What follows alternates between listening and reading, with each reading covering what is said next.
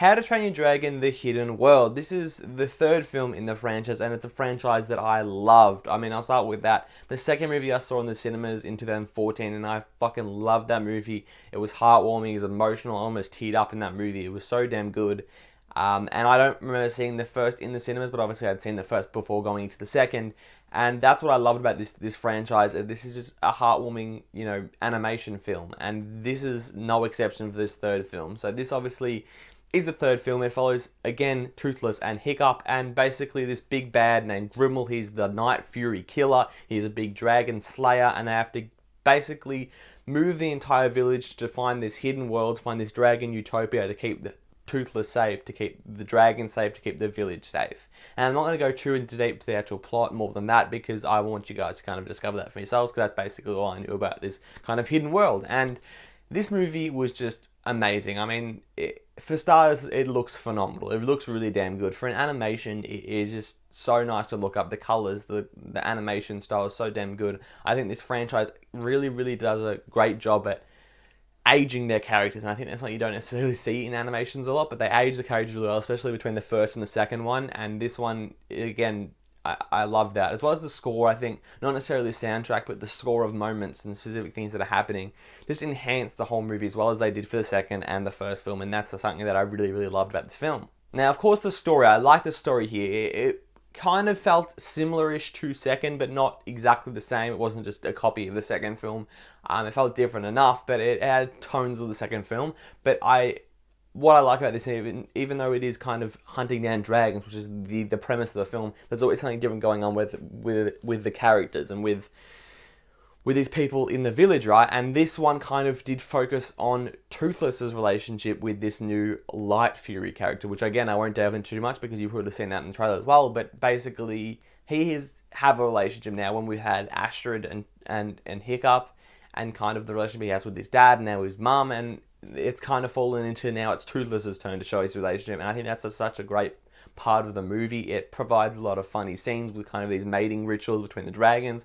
I think the kids will really enjoy those scenes. And I think that's a big thing, that the relationships, the characters, the story, these things are all great, and that's what's going to keep you engaged. You're there, you're invested in this story, you're invested in these characters, and I think this really was a perfect end to this trilogy. I truly can say that. Kind of reminds me of War of the Planet of the Apes, how it ended that trilogy. I think this is kind of that movie that necessarily as its own movie, is it the best movie in the franchise? Maybe not. Is it the best movie of the year? Maybe not, but is a perfect ending to that franchise. Now, of course, with the great, story, the great characters, great action always looks really, really good in this film. I won't give away from that. The action always looks really dope in this film. There's some great action, especially for animation. It's really damn good. But obviously with the action, the story, the characters, the score, the look of the film, it's all great, but there is a few minor things I think they could have fixed up a little bit. I think it could have been funnier. They go for a few kid jokes and then they go for a few adult jokes. I think maybe as a kid I wouldn't have laughed as I wanted to. I think that's the biggest thing.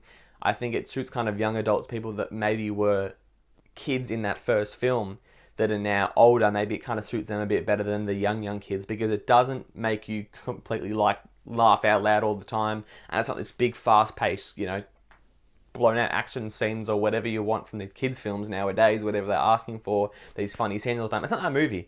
And is that necessarily a bad thing? No, but I would have liked it to be a little bit funnier, maybe a bit more suited to a bit of a younger audience. I mean, it was great for me, but being a little kid, maybe I wouldn't have laughed as much as I wanted to. Even now, a few of those jokes, I was like, okay, they're directly kids jokes, so maybe like a bit of a clear cut, we're going to make kid jokes or we're going to make adult jokes. It kind of felt like there was a mix, a couple in there where it's like the kids might necessarily get these, but the adults will, or, the adults aren't going to laugh at these. I want a kind of bigger blend, if that makes any sense. But in the end, guys, this is what I said before, this is just a heartwarming franchise. This is so emotional, and that end sequence, the entire end 30 minutes is so damn good. It's honestly the perfect ending. Almost crying. It's so emotional. It's heartwarming. That's exactly what you want. And now this movie, is it the perfect funny kids movie? No. But is it the perfect ending? Yes. And for that reason, I'm going to give How to Train Your Dragon 3, A Hidden World, an A. Well, that didn't take me long to give an A to a film in 2019. Honestly, kind of flirted with this film, rating a little bit. It wouldn't surprise me if I like this movie maybe a bit more than other people do, because I really did enjoy those first two films, and that's why I really liked this film. I can understand if you don't like those films, you probably won't like this much as, this one as much. I can definitely see that. Is this maybe the worst in the franchise? Potentially, but that shows how good the other films are, because it's not a bad film.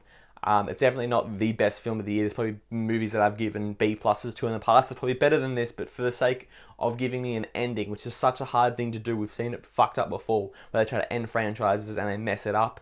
This did it, and for that reason I had to give it an A. I hope you guys enjoyed my review of this film. If you did, you can subscribe, you can like, plenty of stuff coming. I'm kind of shortening my videos a little bit. Not video output a little bit, maybe 1 or 2 a week instead of last year I was doing 3 or 4 a week, 2 or 3, whatever it was. It's probably going to be cut down, at least one video a week, whether it is a review or some Blu-ray stuff. Whatever you want to talk about in the comments, let me know. I'm going to stop rambling on. Thank you guys for watching. Have a good one.